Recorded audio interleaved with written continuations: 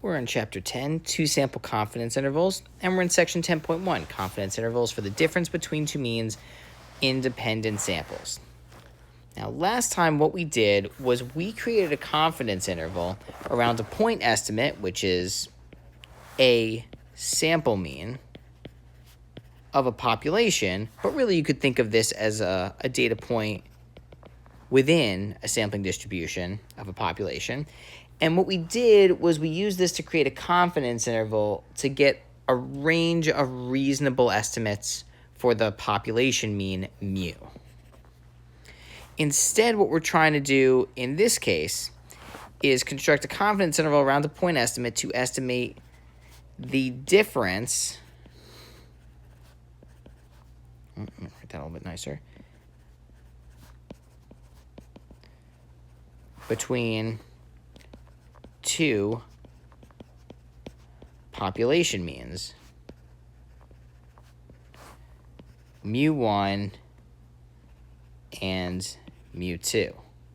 So what we're really interested in is mu1 minus mu2. We're not interested in estimating mu1, and we're not interested in estimating mu2. We're interested in estimating the difference between them. So let's take a look at this example. You can pause it really quickly. One thing I want to point out is that, first of all, I went ahead and crunched the numbers here so that we don't have to enter 70 data points into Excel. All right, thank goodness. Another thing I want to add right here is that N1, right, the number of people who took the paper exam is 35. And N2, the number of people who took the online exam is also 35, right? I also want to point out that these are two independent groups, right? Notice that these are two randomly sampled groups. They are independent from each other, right? They are not the same people who took the exam twice. One set of 35 people took the paper exam. Another completely removed set of people took the online exam. That is important, okay? So they ask us to construct a 95% confidence interval. Again, note it's for the difference in the mean scores. Okay? So again, we're finding the confidence interval for mu1 minus mu2. So what we can do is we can just plug this into Excel, like we often do. Okay? And we can go ahead into Excel, and we're going to go to 2 sample T. Make sure we're in 2 sample T. And I've gone ahead and entered our stuff in already. And I entered our confidence interval already, right? By the way, there is a spot for entering sample data in there, but I already did that, so I could just calculate the stats, so we didn't have to enter all that in. Anyway, we have the usual standard error, critical value, margin of error, whatever, and then we have our confidence interval, okay? Negative 7.89 to 2.09. Let's put that in there.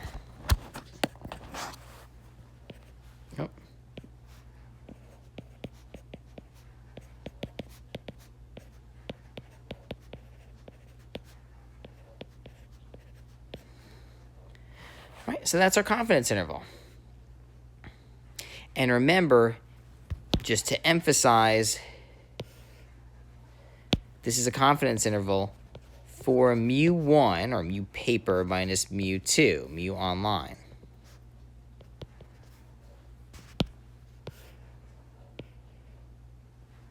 Okay, so read part B. Now again, if you had someone who hadn't taken stats before, they might look at these numbers and say, oh, well, look, the sample mean for the online exam is higher. Clearly, students do a little bit better on the online exam. But if we look at our 95% confidence interval, does this really contradict the instructor's claims? No, it does not, because mu1 minus mu2 equals 0 is within our 95% CI, confidence interval. So even though it's not exactly in the center, it's still a totally reasonable estimate for the population, for the difference of the population means, right? So this confidence interval is not a piece of evidence against the instructor's claim. Does it support the instructor's claim? Yeah, somewhat, but it certainly doesn't contradict the instructor's claim. So it's very possible that students perform just as well on paper exams as they do on online exams. Now, I want to go ahead and do this example by hand, just so you can see what exactly Excel was doing. But first, I just want to emphasize once again, we were not estimating, unlike last time, unlike Chapter 8, we were not estimating mu1 or mu2. We were estimating mu1 minus mu2. And oftentimes, as you saw in the last example, we're interested in whether mu1 minus mu2 equals 0. That's often an interesting question, because maybe we have two different populations and we're interested in seeing, are their means the same? What does the data suggest? Okay. So anyway, this is what Excel does. In practice, you'll probably just use Excel every time. But if you're doing it by hand, here is what we do. And by the way, we are not relying on ATEV these days. We're relying on Excel. Okay. So first off, what we do, and I hope at least some of this seems familiar. We find both sample means, right? Those are going to be X1 and X2. And then the point estimate, which remember before was just the sample mean, now it's going to be X1 minus X2. Okay? So in this case, we know that, right, because we did it out already, X1 equaled, I think it was 68.4, X2 equals 71.3, and so X1 minus X2 is our point estimate, and that equals 68.4 minus 71.3, and that equals negative 2.9. Yeah, it's fine for your point estimate to be negative. Okay? Just meant the sample mean for the second population was a little bit higher. Okay? Next up, we're going to find the degrees of freedom, which we denote DF, which is lower between N1 minus 1 and N2 minus 1. And then we're going to find the corresponding critical value, T alpha over 2, right? Now, just pointing out that we are using T, right? We are using the student's T interval because we do not have the population standard deviation. We are not assuming that we know that, okay? So anyway, in this case, note that N1 equals N2 equals 35. That is not always true. But in this case, we do have that N1 minus 1 equals N2 minus 1 equals 34 degrees of freedom.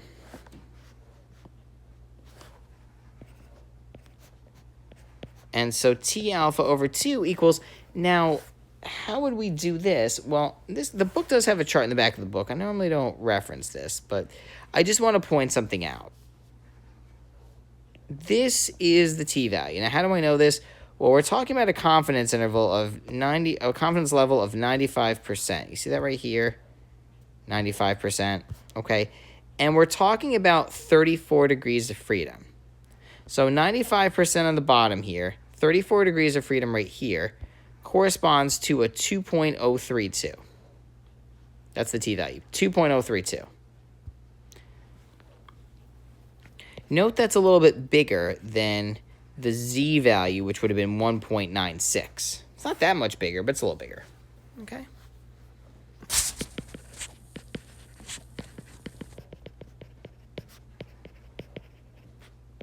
Okay. Next up, we find the standard error. Hope that's a familiar term. But even though the term is familiar and the concept is familiar, right? It is the standard error, is the standard deviation of the sampling distribution. But it turns out it's a little different when we're talking about two sets of data, two samples. Turns out it is the standard deviation for the first sample squared over n plus the standard deviation for the second sample. Oh, sorry, over n1. Sorry, that was number for the first sample. Plus the standard deviation squared over the second n. right? Okay.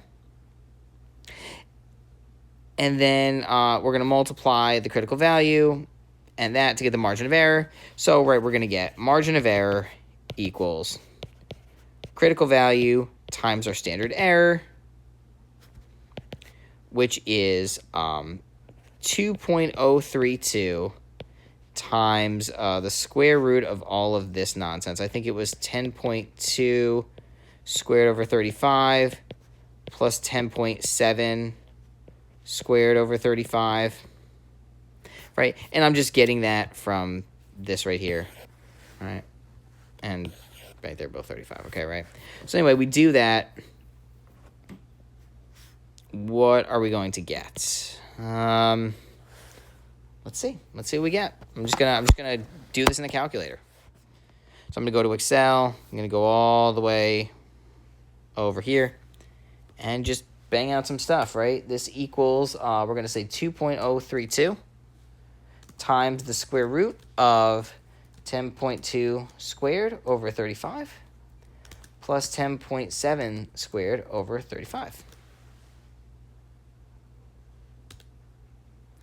5.077. Okay.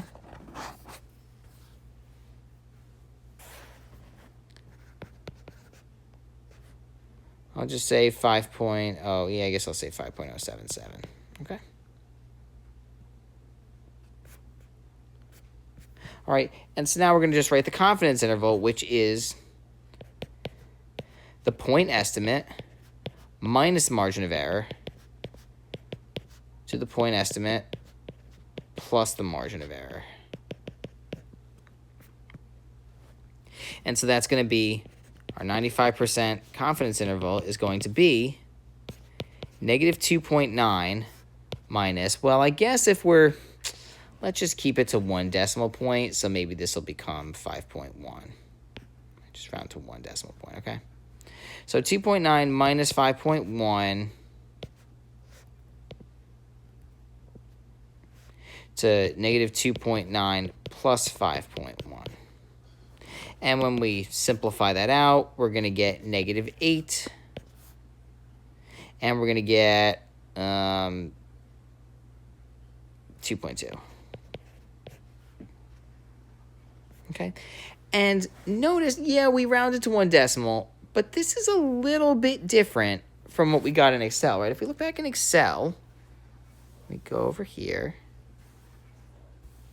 We are here, 2 sample T. Close, but we were a little bit bigger than Excel's confidence interval, right? Not by much, but a little bit bigger, a little bit wider. And one reason is that you might notice that the degrees of freedom right here were 34. But in Excel, it's 67.84. The heck is happening there? It turns out the formula for degrees of freedom is actually very complicated, and we used a good approximation. I'll get into that a little bit more later. So anyway, Excel's is more accurate and gave us a slightly tighter interval because it gave us higher degrees of freedom. But if you're doing it by hand, this is what you would do. Okay? So anyway, even though this methodology is a little bit new, it still has all of the same components as what we did before. We found the sample means, 2 in this case, and then found the point estimate, found the degrees of freedom, and then the critical value. Then we found the standard error, all of which is a little bit more complicated than before, but it's the same idea. Found the margin of error, that was exactly the same, and then we found our confidence interval. Okay? And then, of course, after we find our confidence interval, interpret it as necessary, whatever. Now, I just want to point out, what are the things that we need to know in order to be allowed to do this? Well, first of all, we need to know that both samples are random. If both samples are not random, chuck all this out the window. Now, this is a slightly nuanced one. We need to know that both samples are independent of each other. If you think about the section of this chapter, right, it's independent samples. This methodology works only if our samples are independent of each other. And that means that they don't affect each other. Okay? two samples are independent if they don't affect each other. And of course, we need to assume that both samples are large or from normal populations, right? If one sample is small, then it needs to be from a normal population. If both samples are small, then they both need to be from normal populations. Okay. So if we take a look at one more example, example 2, right? We have a couple of fertilizers right here. Let's see the effects of fertilizers, right? We've got fertilizer A, fertilizer B. One thing you might notice is that fertilizer A seemed to have 16 samples and fertilizer B had 12. That's totally fine. We never said N1 and N2 needed to equal each other. They just happened to for the previous one, okay? So first of all, before we even enter our stuff in, look at part A. Why is it necessary to check whether the populations are approximately normal before constructing a confidence interval?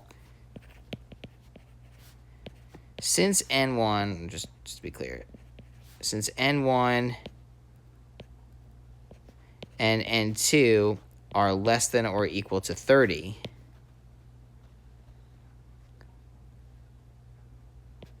the CLT, central limit theorem, states that the sampling, or maybe I'll say, yeah, I guess I'll say the sampling distributions for both populations are approximately normal only if the populations are approximately normal. So remember, if the populations are approximately normal, then sampling distributions for any size n are normal. So let's see, if we take a look at their box plots, is that the most symmetric data? No, but yeah. Both populations are approximately normal. All right, so let's construct a 98% confidence interval. This will take a minute because we'll need to enter in the data. But it's not the end of the world.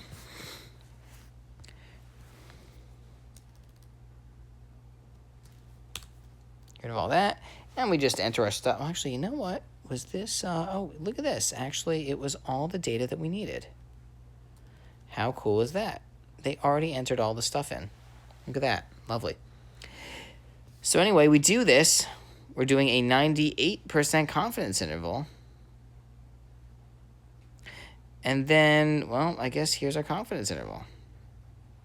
Again, degrees of freedom. You would think, oh, wait, shouldn't that be 11? Well, Excel does things a little bit differently. So anyway, we get our confidence interval. And it's going to be 34.03 to 92.26.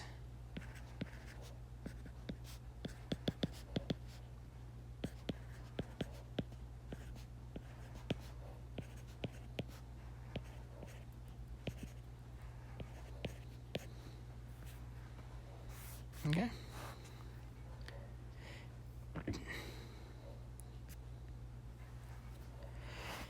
Now, just want to point something out that in the previous example,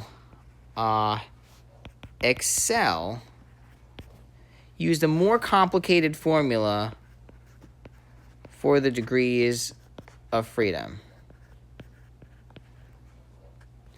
And it turns out you can find this formula in the book. Let me find it really quickly.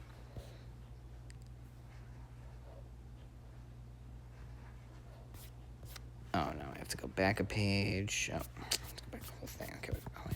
Did it? No, here it is. That lovely thing right there, that is your degrees of freedom formula. And as the book notes, this is the precise way to do it.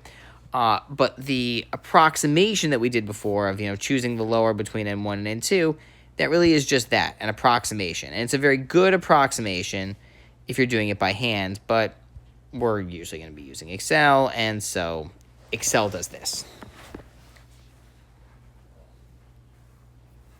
So anyway, when computing a confidence interval by hand using the simpler method of